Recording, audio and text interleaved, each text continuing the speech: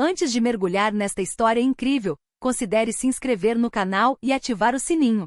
Cada história aqui tem algo a dizer, e você não vai querer perder nenhuma. William Bill Torvelele era uma lenda viva nos círculos mais poderosos de Wall Street. Frio, metódico e implacável, ele havia construído a Grupo Torvel como um império de vidro e aço. A empresa administrou carteiras que abalaram mercados, comprou conglomerados por bilhões e influenciou discretamente decisões políticas.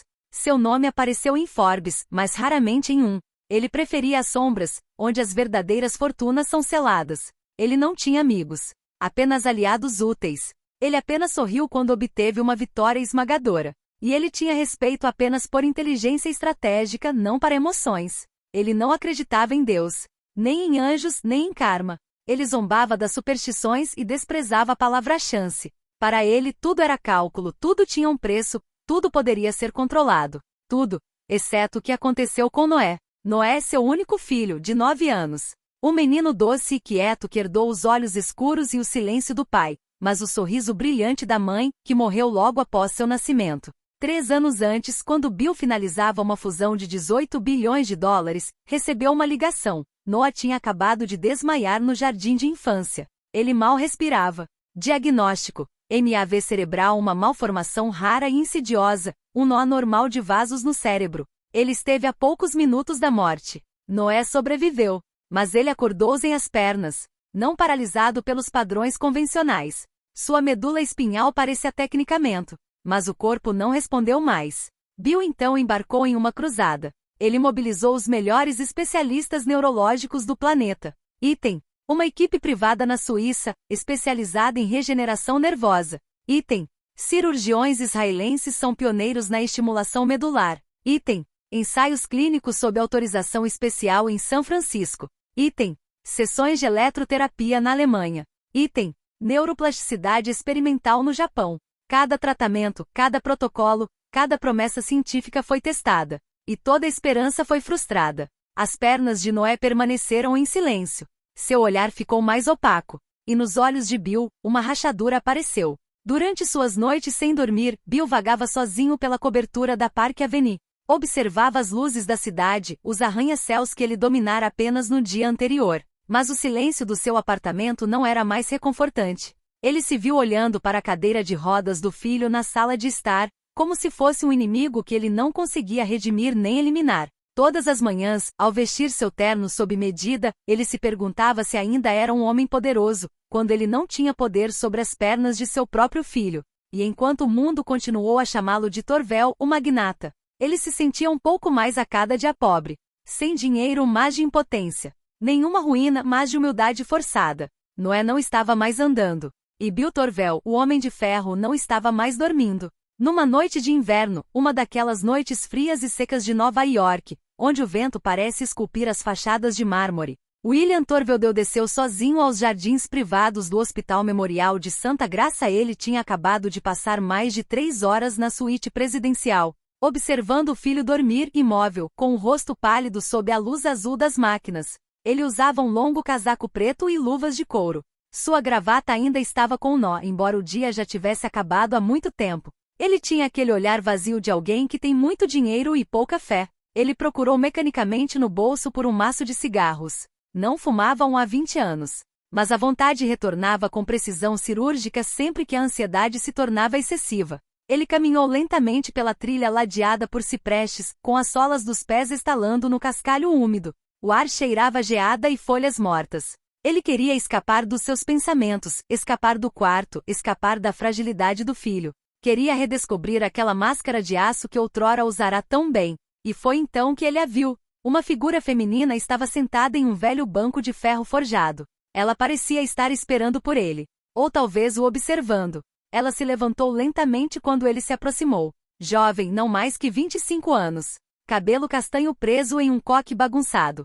Seu casaco bege estava puído nos cotovelos, suas botas cobertas de sujeira. Mas seu olhar, aquele olhar era de uma clareza confusa. Direto, calmo, quase lúcido demais. Você é o Sr. Torvel, não é? Ela perguntou suavemente. Bill parou de repente, franzindo a testa. Ele examinou a cena com desconfiança. Quem é você? Um jornalista? Um maluco? Um funcionário precisando de histórias inspiradoras? Ela deu um meio sorriso sem desviar o olhar. Meu nome é Lena Brooks. Sou voluntária aqui. Ajudo crianças, especialmente aquelas cujos casos estão além do tratamento médico. E acho que talvez eu possa ajudar seu filho. Bill suspirou exasperado. Escute, senhorita Brooks. Se a senhora veio me oferecer orações, cristais de energia ou bênçãos, poupe-me disso. Tenho um filho doente. Não tenho tempo para histórias. Mas ela não se mexeu. Em vez disso, tirou lentamente uma pequena garrafa de vidro do bolso e entregou a ele. Por dentro, um líquido escuro, espesso e ligeiramente viscoso. Quase preto. Como terra infundida com tinta. É uma infusão. Uma decocção de raízes, cascas e folhas medicinais raras. Algumas dos Apalaches, outras de herbalistas africanos. É um remédio que me foi passado por uma senhora idosa que tratou dezenas de crianças abandonadas em hospitais. Não é reconhecido pela FDA. Não é comprovado por ensaios clínicos. Mas, ela fez uma pausa, e seu olhar perfurou dele. Às vezes não é a ciência que cura. Ele permaneceu em silêncio por um momento, com a garrafa na mão ponderando as palavras. Então uma risada curta, seca e nervosa escapou de seus lábios. Então eu tenho que fazer meu filho beber isso como se fosse um elixir mágico? Uma poção de bruxa para fazer as pernas dele crescerem de novo? Sério? Muito sério. Eu gasto mais em 1 minuto do que você ganha em 1 ano. E você acha que pode me ajudar com chá e raízes? É justamente por isso que você não entende, ela respondeu calmamente. Você acha que tudo tem um preço, mas alguns remédios exigem um sacrifício, não um teste. Essa frase o desarmou mais do que ele queria admitir. Ele fechou a garrafa, guardou-a no bolso quase sem querer e então se virou sem dizer uma palavra. Ela não insistiu. Ela sabia. De volta à sala, Bill observou por um longo tempo Noé cochilando com uma intravenosa no braço e um bicho de pelúcia contra o peito. Nas sombras, ele tirou a garrafa do bolso. Abriu-a. O cheiro era forte, herbáceo, uma mistura de humus, seiva e algo indefinível. Fechou-a imediatamente. Ele se sentou, colocou a garrafa na mesa de cabeceira e ficou olhando para ela. Por um longo tempo, as palavras de Lena giravam em sua mente. Alguns remédios exigem um sacrifício, não uma verificação. Ele não acreditou, mas ele esperava. E isso já era um começo. 3 dias depois, enquanto a neve caía silenciosamente nas grossas janelas do Hospital St. Grace, Noé doeu gravemente. Tosse seca e persistente, seguida de febre repentina e persistente. Em poucas horas, seus lábios ficaram pálidos, sua respiração curta e irregular. Os médicos diagnosticaram uma infecção pulmonar grave, provavelmente nosocomial contraída dentro do próprio hospital. O pânico rapidamente se instalou na unidade pediátrica. Uma sala de isolamento foi preparada. Umidificadores foram instalados. O monitoramento cardíaco foi reforçado e uma equipe estava de plantão 24 horas por dia. A criança, já tão frágil, estava lentamente se deteriorando. Bill Torvelele estava lá, parado como um autômato perto da janela, com o telefone desligado havia 2 dias. Ele havia parado de responder aos acionistas. Não saía do hospital desde a primeira tosse. 1 hora depois da meia-noite, ó doutor. Raymond Keller, o chefe do departamento de neurologia, um homem de fala mansa, com os olhos desgastados por anos de fracassos e milagres, entrou na sala com o rosto contraído. Aproximou-se lentamente como médico que não quer mais fingir. Ele colocou a mão no ombro de Bill e disse, com uma voz calma mas pesada. Bill, sinto muito. Estamos fazendo tudo o que podemos. Mas, temos que considerar a possibilidade de que ele nunca mais recupere o uso das pernas. E que ele pode piorar ainda mais. Um silêncio abismal se instalou. Nenhum som, exceto o leve bip dos monitores. Bill não respondeu. Ele assentiu vagamente. Mas por dentro, tudo gritava. Seu coração, sua alma, seu instinto. O médico foi embora. Ficou sozinho. O mundo pareceu congelar ao seu redor. Sentado na beira da cama de Noah, Bill puxou lentamente a pequena garrafa que Lena lhe havia deixado. Ele o guardava no bolso interno, seguro, como um segredo vergonhoso. Ele olhou para ele na luz fraca do abajur. O líquido escuro e espesso parecia quase pulsar no copo. Um aroma exalava dele, amadeirado, estranho, quase animal. Como o aroma da terra depois da chuva. Mas mais antigo, mais denso. Primitivo. Ele pensa em veneno. A ideia absurda de que isso poderia piorar o estado do filho. Ele pensou em sua reputação. No escândalo que causaria se envenenasse o herdeiro de Torvel com a poção de alguma bruxa velha. Ele pensou em Lena. Naquele olhar que ela tinha. Sem fanatismo, sem piedade. Apenas uma convicção silenciosa. Então ele olhou para cima. e Noé estava acordado. Seu filho, com as bochechas coradas de febre, olhou-o com ternura. Sua voz era quase um sussurro. Pai, sonhei com um lugar todo verde. Havia árvores que cantavam rios como cristal. E uma senhora falou comigo. Bill se inclinou para a frente, com o coração batendo forte. Qual senhora? Ela me entregou um copo. Ela me disse para beber o que ela me desse. Ela disse que eu iria a pé. Bill sentiu um choque na nuca. Ele congelou. Lentamente, ele olhou para a garrafa em sua mão. Depois para Noah. Depois, novamente para a garrafa. Ele não sabia mais se o que estava prestes a fazer era baseado em desespero ou fé. Mas ele sabia de uma coisa. Ele não podia esperar mais. Você confia em mim, meu rapaz? Noah assentiu lentamente. Bill desatarrachou a tampa. O cheiro se intensificou, quase enjoativo. Ele despejou uma pequena quantidade em uma colher com a mão tremendo. Beba devagar. Ok. Ele levou a colher aos lábios do filho. Noah engoliu em seco. Imediatamente fez uma careta. Uma careta de desgosto, seguida de uma tosse leve. Mas ele não reclamou. Bill repetiu o processo 2 vezes. Limpou os lábios do filho. Depois colocou a garrafa de volta na mesa com o coração pesado. Ele se sentou. Agarrou a mão quente de Noah. E ele esperou. Nada aconteceu naquela noite. A sala permaneceu em silêncio, embalada pelo bip das máquinas. A respiração de Noah, superficial, mas constante, elevava-se como uma prece.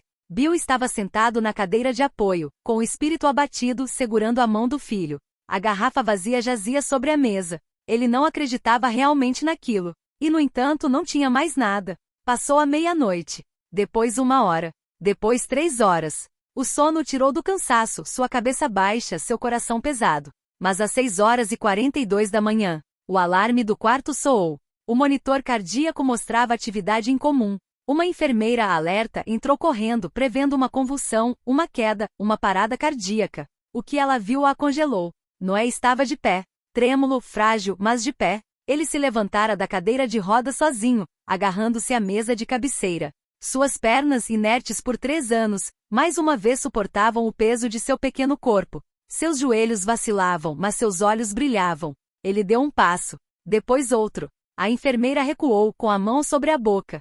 Bill acordou assustado.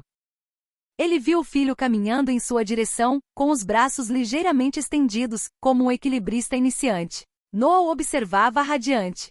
Pai, olha, estou andando. Bill caiu de joelhos. Lágrimas fluíam incontrolavelmente. Ele, o gigante de Wall Street, o homem sem emoções, chorava como uma criança. Ele não entendia. Ele não se importava. O Dr. Keller chegou com urgência. Examinou Noah freneticamente, reflexos, tônus muscular, coordenação. Tudo estava funcionando. Como se os anos de paralisia nunca tivessem acontecido. Não é clinicamente lógico, murmurou Keller, balançando a cabeça. Não houve reabilitação.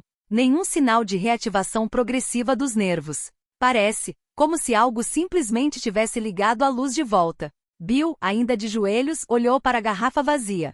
Sua mente tão lógica estava falhando. Havia algo mais. Algo maior. Algo mais antigo. 2 semanas depois, Bill Torvell desapareceu temporariamente dos olhos do público. Ele entregou o comando de sua companhia ao seu segundo em comando e partiu para os Apalaches em busca de respostas. Seguiu a tênue trilha deixada por Lena, a mulher misteriosa. Um rumor, um nome, uma região perdida entre as árvores. Ele caminhou, às vezes por dias, sem falar com ninguém. Às vezes guiado apenas pelas histórias de antigos moradores locais, pelos sussurros das florestas e pelos olhares curiosos daqueles que o reconheceram dos jornais econômicos. Finalmente, numa clareira esquecida pelo tempo, ele encontrou Ellen Carter, 93 anos, morando sozinha em um barraco de madeira sem eletricidade. Ela tinha olhos cinzentos, translúcidos como a neblina da manhã, e uma presença que te prendia ao chão sem precisar levantar a voz. Ela o recebeu sem surpresa. O menino está andando de novo? Ela perguntou simplesmente, despejando água quente em uma xícara de barro. Bill assentiu, atordoado. Sim, ele está andando de novo. Mas, como? Por quê? O que era aquele líquido? Ellen sorriu suavemente. Ela não respondeu diretamente. Eu sabia que ele ia andar, mas não era ele quem precisava ser acordado. Era você. Bill franziu a testa. Moi? Você vive no mundo de aço, números e paredes invisíveis. Você mede tudo em lucros e perdas. Mas a vida real, não cabe numa célula do Excel. Você estava mais paralisado do que ele, Bill Torvell. mais congelado do que as pernas dele. Ele não sabia o que responder. Ellen se aproximou, seu olhar penetrante. Precisava de algo que você não pudesse comprar ou controlar. Precisava te fazer cair de joelhos. Te fazer chorar. Te lembrar que o amor, a fé, o invisível, existe. E agora? Ele perguntou, quase sussurrando. E agora você pode seguir em frente. De volta a Nova York, William Torvel não era mais o empresário implacável que o mundo conhecia. Suas feições haviam mudado, marcadas pela sabedoria adquirida com muito esforço. Ele reuniu sua diretoria na grande sala de conferências envidraçada, onde o sol mal filtrava pelos arranha-céus. O silêncio caiu quando ele anunciou com uma voz clara, mas firme. Estou me aposentando imediatamente. O grupo Torvel passará para as mãos daqueles que conseguirem administrá-lo sem mim. Murmúrios irromperam, alguns surpresos, outros céticos. Mas Bill não deixou espaço para dúvidas. Dedicarei o resto da minha vida a uma causa muito mais importante. Algumas semanas depois, Bill fez uma doação excepcional. Ele financiou totalmente a criação do Centro NOAH para Cura e Movimento, um instituto exclusivo dedicado a crianças com paralisia. Este centro inovador combinou os últimos avanços da medicina moderna, neuroreabilitação intensiva, estimulação elétrica, fisioterapias com práticas naturais, como fitoterapia, meditação guiada e cuidados holísticos. Bill queria que todas as crianças, independentemente de sua condição social, tivessem acesso a essa oportunidade. O centro seria completamente grátis. A primeira pessoa a quem ele confiou a liderança foi Lena Brooks, a jovem de casaco bege, que se tornou uma aliada valiosa e uma amiga sincera. Sua paixão, seu conhecimento e sua humanidade transformaram vidas muito antes de Bill conhecê-la. Quanto a Ellen Carter, a curandeira dos Apalaches, ela recusou qualquer compensação financeira. Algumas semanas depois, Bill recebeu uma carta escrita à mão com cheiro de madeira e terra úmida. As palavras de Ellen eram simples, mas impactantes. Nem sempre curamos o corpo, mas quando a alma desperta, às vezes o corpo segue. Bill releu essas linhas várias vezes como um mantra. Um ano depois, no dia da inauguração do centro, o salão estava lotado. Famílias, médicos, voluntários, jornalistas, todos vieram celebrar o renascimento da esperança. Em meio aos aplausos, Noah, agora com 10 anos, subiu ao palco sozinho. Estava mais forte e mais confiante. Segurava o microfone com uma facilidade que antes não possuía. O silêncio caiu. Ele olhou para a multidão e disse, em voz baixa, mas clara. Uma senhora me disse, beba isso e ande. Então eu andei. Um murmúrio percorreu a assembleia, misturado com emoção e admiração. Na multidão, Bill Torvel sorriu pela primeira vez em anos. Não era só porque seu filho estava andando. Foi porque ele entendeu uma verdade mais profunda. Alguns milagres não podem ser comprados. Eles se dão as boas-vindas.